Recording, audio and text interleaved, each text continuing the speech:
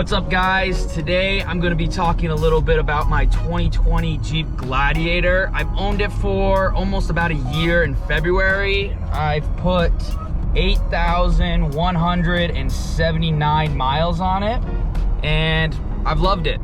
Sure, there's a few things that I could say that I don't completely love about it, but the majority of the time I've loved it.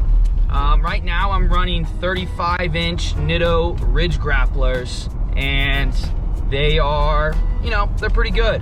But, when you own a Jeep, you always get an itch to want to do something more.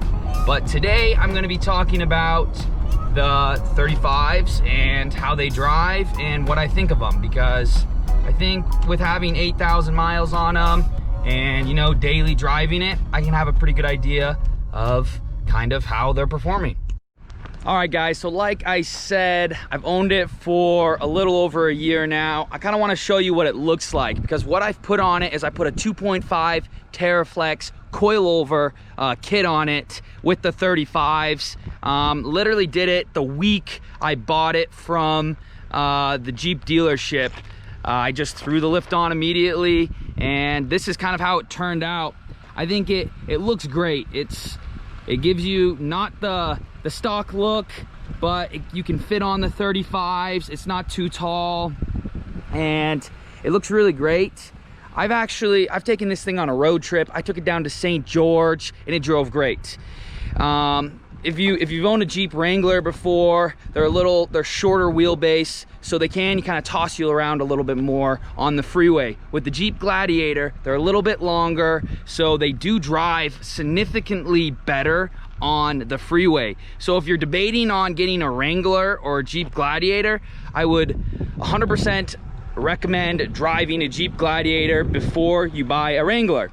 And right now, I have my dog trying to jump out of the car. I'll give you guys a quick walk around of my Jeep Gladiator on 35s. It does give it a nice stance. I'll take you guys on the freeway, show you kind of how it drives. Coming up, maybe in a week, I'm not gonna say when, but I will make a video on it. I'm gonna be going with a bigger tire and even a bigger lift. So let's go jump onto the freeway.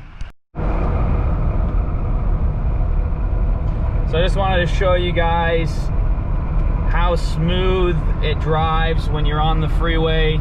As you guys can see, I'm going 70 miles an hour, cruising on one hand. It really does drive smooth. Obviously you guys can probably hear the wind, but that's just pretty common with any Jeep because the top is removable.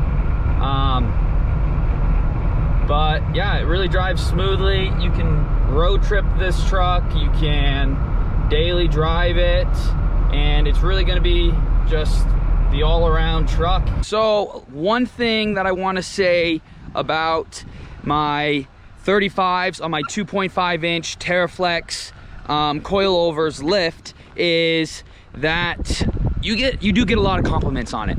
It makes it look like a whole different truck right off the lot, and it fits perfectly. Like, it doesn't look too big, it doesn't look too small. So if you just want a more conservative lift with just, you can still take it off-road, you still daily drive it, I would totally recommend the 35s with the 2.5-inch Teraflex, because you still get that aggressive look. 35 with my method wheels, and it really does give it a nice look.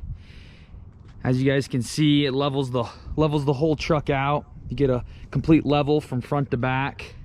There's my dog. And I know today's video was really short, but I kind of just wanted to go over what it's like to drive with 35s and the complete look of kind of what the truck looks like. I'll dive in a little more detail into the next video. I'm hoping I get my new mods put on it, so we'll be getting into that. Thanks so much for watching, and I'll catch you next time.